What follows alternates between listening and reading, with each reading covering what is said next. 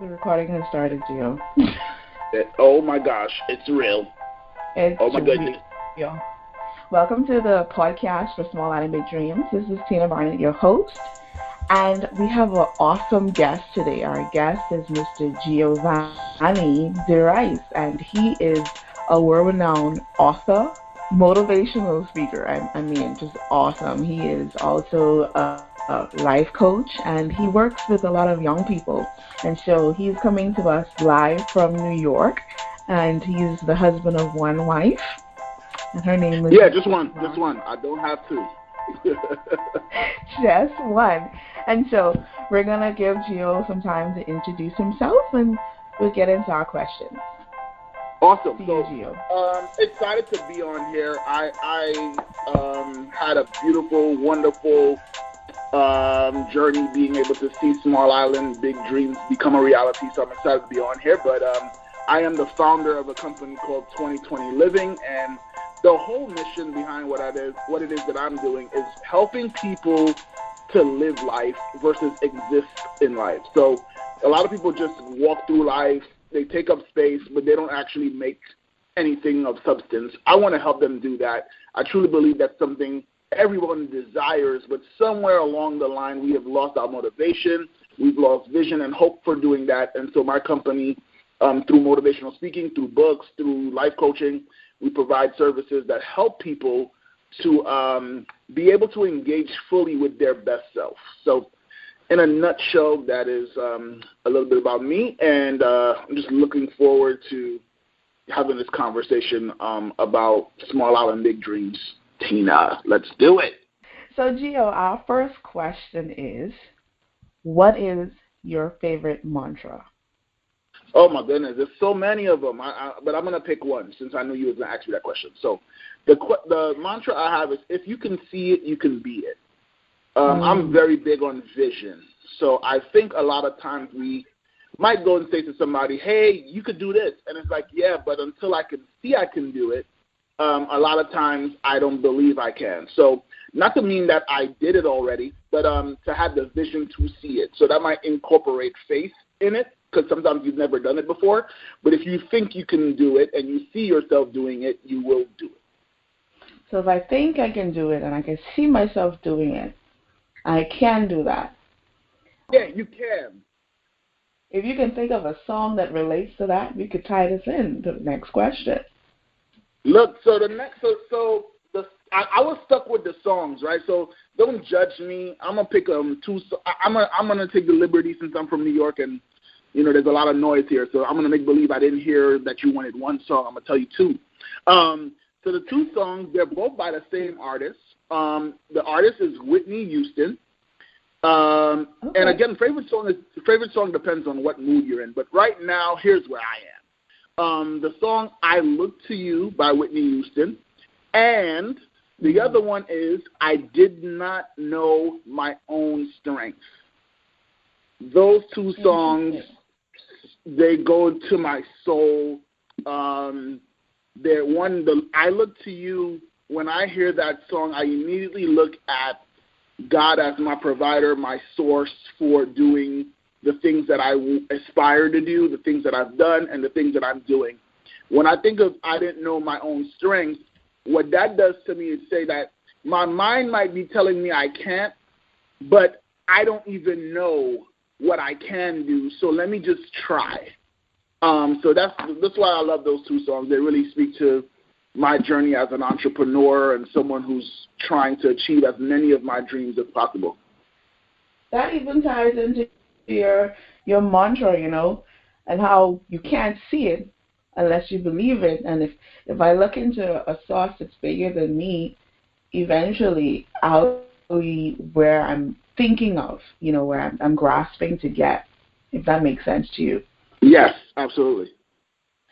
What was the moment that you realized that living this dream of an entrepreneur,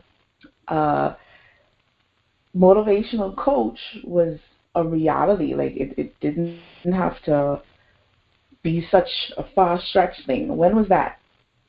So if I hear you correctly, are you asking when did it become real to me? When did it become real to you? So it became real to me.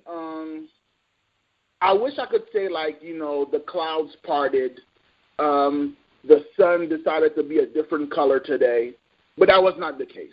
What it was just honestly just doing something and someone pointing it out. Someone just seeing someone say, oh my gosh, that was very encouraging.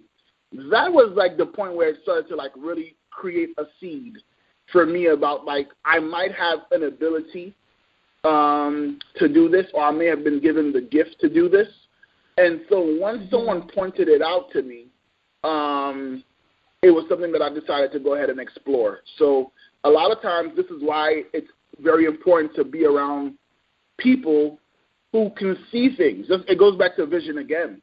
If somebody can spot your greatness, chances are you might not be able to spot it.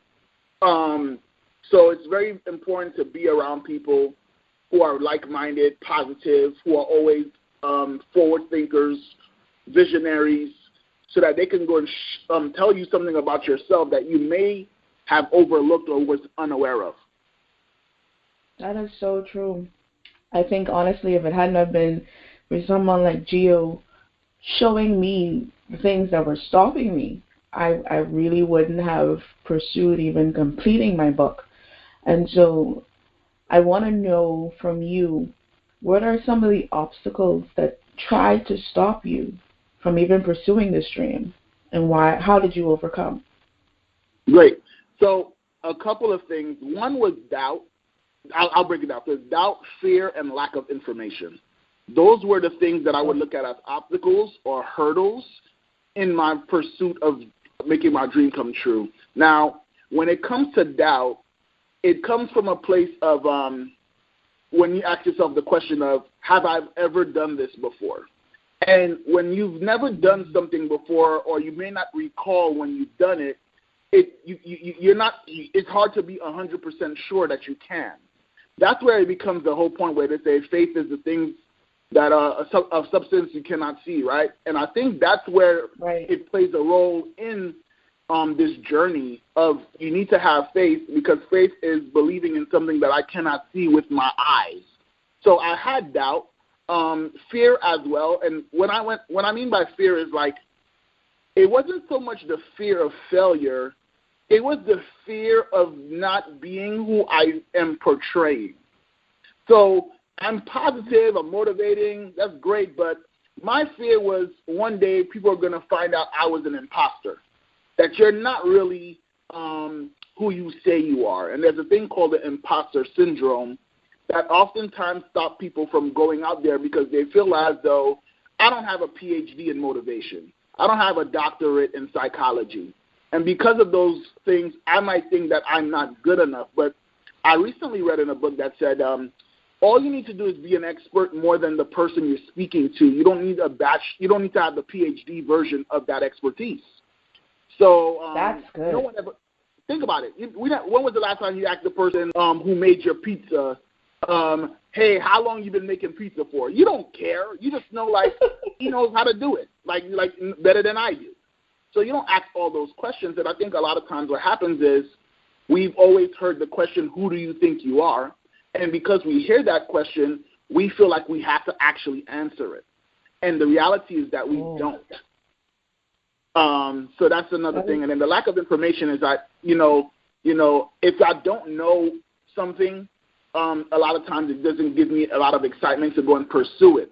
So a lack of information of knowing the how is also something that was an obstacle along the way. So if I didn't know how to go, so somebody say, okay, Gio, so let's say like I'm challenged in terms of building things, right? So I'm not a guy who can go and build stuff. So, and the reason why is I don't have knowledge of it. I don't know how to build. I've never done it before, all those different things. So lack of knowledge in doing it and knowing about it is a hindrance. It's a hindrance for me. I mean, you picked up two key things for me. I know you said you talked about fear, you talked about lack of knowledge, and you mentioned, these are being one or two of the issues that stopped you. And I think the imposter syndrome is really big. It's really big. I know I struggle with it, and I think a lot of my listeners would be struggling with it as well. How do you identify that, and how do you overcome feeling like inadequate in a situation like that? The thing that I've realized is this, that confidence is something that's built brick by brick. It's like a building. And I think the key thing is when you're feeling inadequate, I don't want people to think that, oh, automatically you're not inadequate. We all were inadequate at some point, right? If you think about it, when you were born, you weren't self-sufficient. You were missing something. So you couldn't provide food for yourself. You knew you desired food, but you needed the help of somebody else. I think it's important for us to understand that we're all going to feel inferior in some capacity. And if we don't own who we are in our present state, we will never get a chance to experience who we can be. And so when we say, oh, I'm inadequate, okay, you're inadequate. Once I identify, now that I own that I'm inadequate, what you need to know, or what I suggest, is identifying what's the GPS? What is the location of your inadequacies, if that's a word? Like, where am I missing? So is it knowledge? Is it confidence? Is it fear? Is it connections? You can't fix a problem you cannot identify. So this is true. If I'm feeling inadequate, that's a problem. Now give me the location so I can find it. And then once I find it, I can go and figure out who is someone who can help me with that. So, for example, with motivational speaking, I felt inadequate because in third grade, I was made fun of for pronouncing basic English words because I grew up learning French and Creole as my first language and English second. So because of that, my accent would often make me sound as though I didn't know how to speak the language, which made me feel very insecure.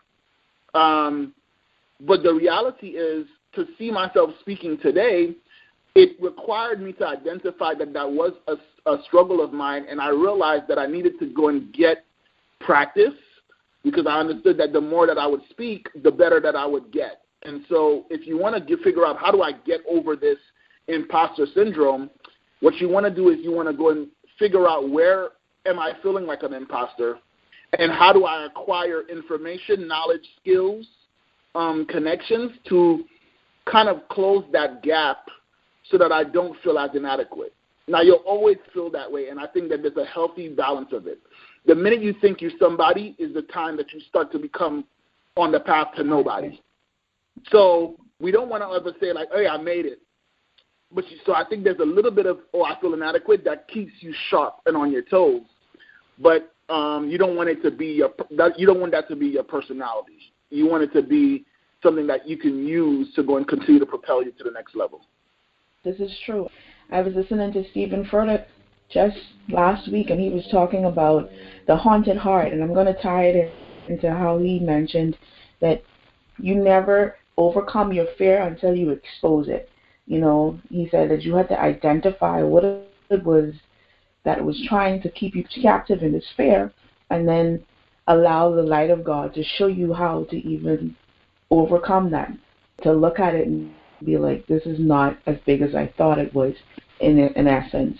And so even in thinking of inadequacy and the lack of not fully accepting or fully feeling like you can do this, you know, as quick as we expose that lie and realize that no one ever felt that way. Even Michelangelo, who painted the best painting in the world, felt like he could do it. And so it's overcoming in courage.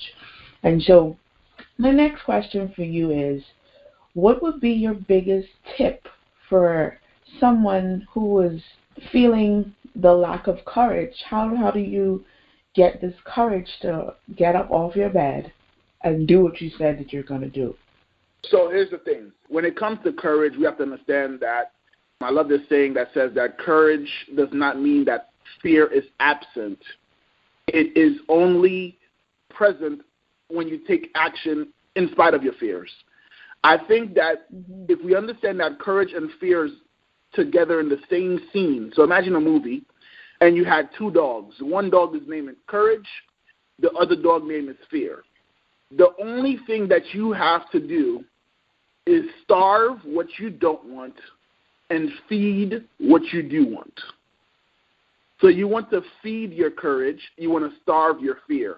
So anytime you start to think that, oh, I can't possibly do this, you need to starve that feeling and do it, right? So there's somebody who says that the minute you say you can't, you must. The minute you say you cannot, you must. Because it's that mentality that will get you to feed your courage and starve your fear. The reason why your fear is so big is because that's the only person you feed it. But if you feed your courage and starve your fear, like think about it, like if you don't eat for 60 days, you're going to lose weight. You're going to become frail. You're going to be scrawny. But if you feed that, you're going to be strong. You're going to have energy. So, and again, I'm not talking about like you don't need to have a feast. You just need to feed it something. And when you feed it something, think about this. When you ever think like when you got something good, you always want more of it? Yep. So all you need to do is get started by giving it something, and then it's going to say, I want more. And then you go ahead and do that. A lot of times we're like, I need my ducks in a row first, and I need to go and hit one mighty blow of courage because that's the way I feel like it is. And the reason why we feel that way is because the fear meter is so high that we feel like we have to catch up to it by doing so much on the opposite end. And what happens is when we overextend ourselves, you hurt yourself. Basically, it's like someone telling me to do a split right now. If I try to do a split right now, both of my hamstrings are going to rip because that is not within my capacity currently.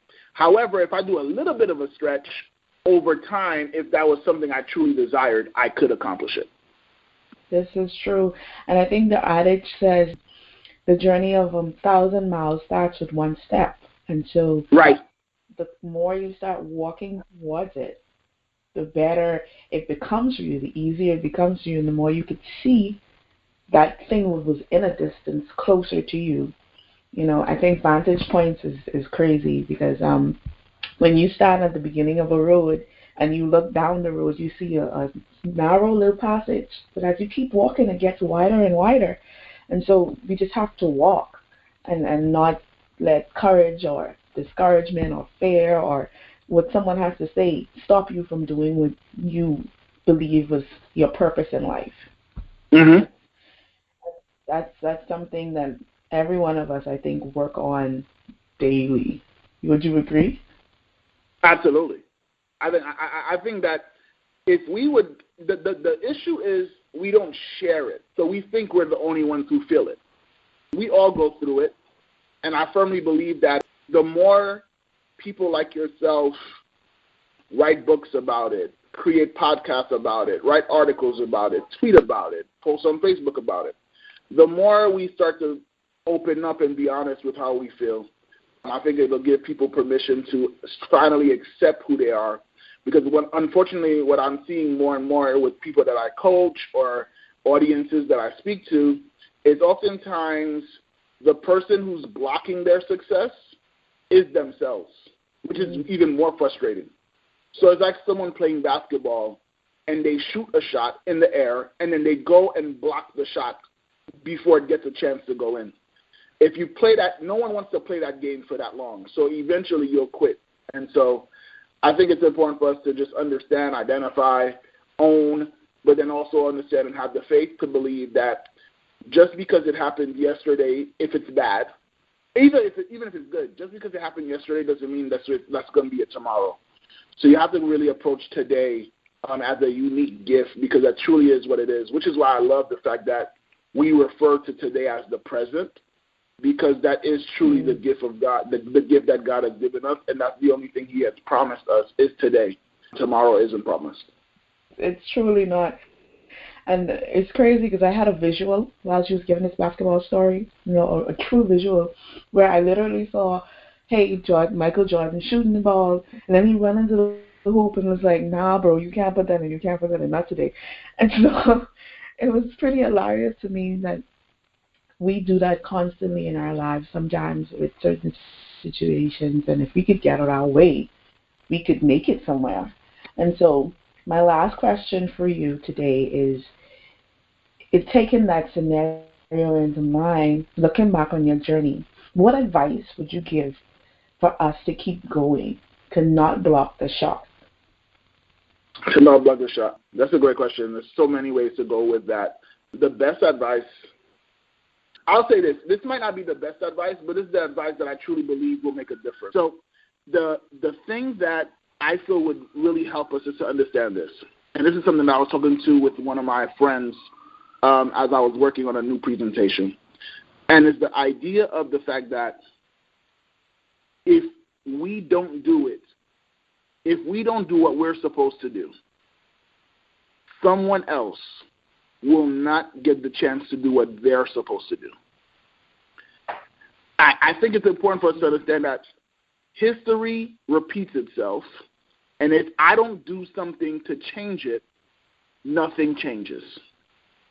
And that's my driving force for me, is to be able to go and say, like, listen, think about Martin Luther King.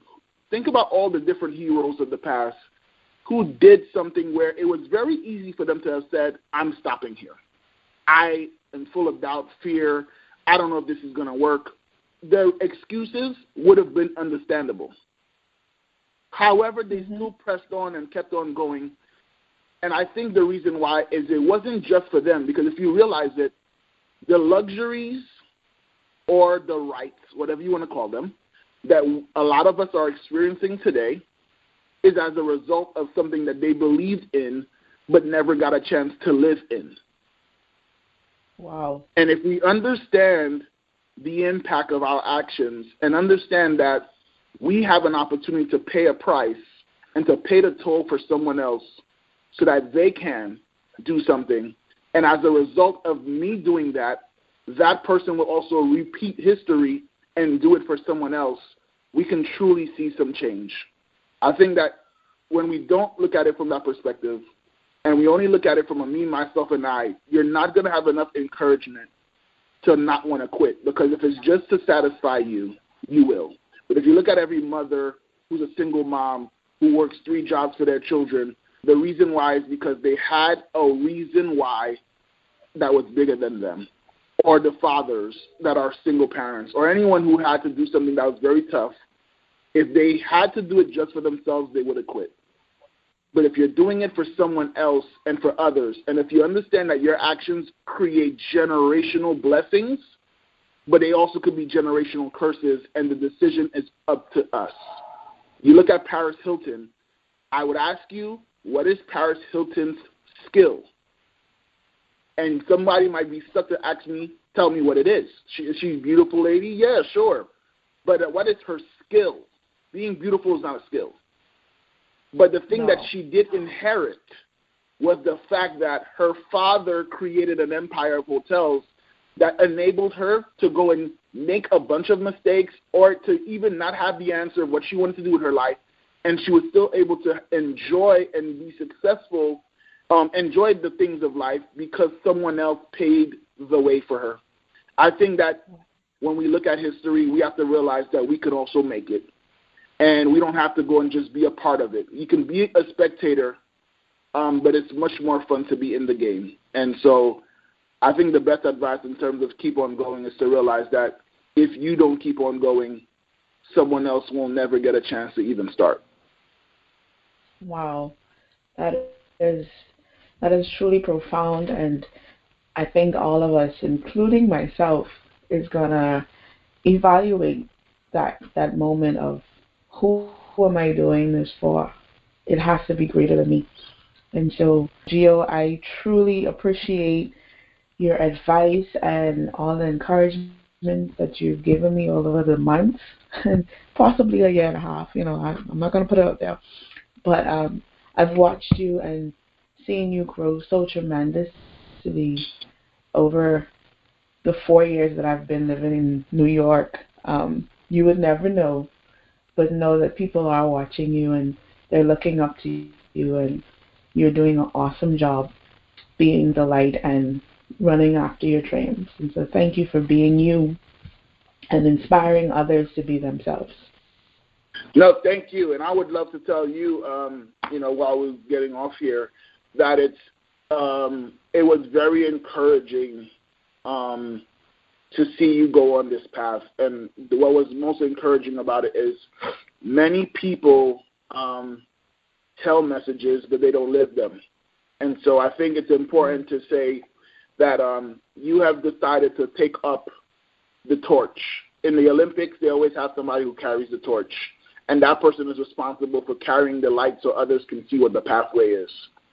I want to tell you that no big or small, I think a life is priceless, and so I truly believe by you deciding to carry the torch that you are going to give so many people, small islands and big islands alike, you're going to give some, because here's the reality, everyone's an island. Everyone's an island. You see what I'm saying? Like, we all feel an island is basically a piece of land that's isolated and surrounded by water. I think if you were to ask every human being, I think we've all felt that way at some point, where we felt like we were in isolation. And I truly believe that you're going to give them the encouragement to go and see themselves bigger than what they are with the work that you're doing, with stuff like this, with the book. So I would continue to encourage you to continue to go and just be who you are, because by doing so, not only the thing that you admire about me and helping other people become who their best self, I just want you to know that if what you admire in someone else, you also possess. Thank you. And so you just hit my core. Thank you so very much. You're very welcome.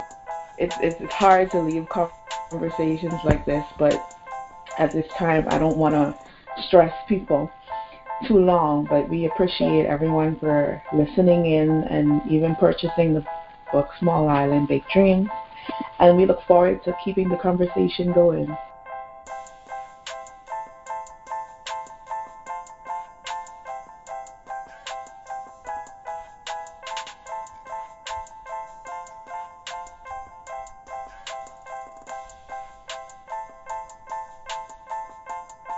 See you again next time with our next guest, and who knows, there might be a surprise for you. Thank you very much and enjoy your day. Do you want to say bye? Take care.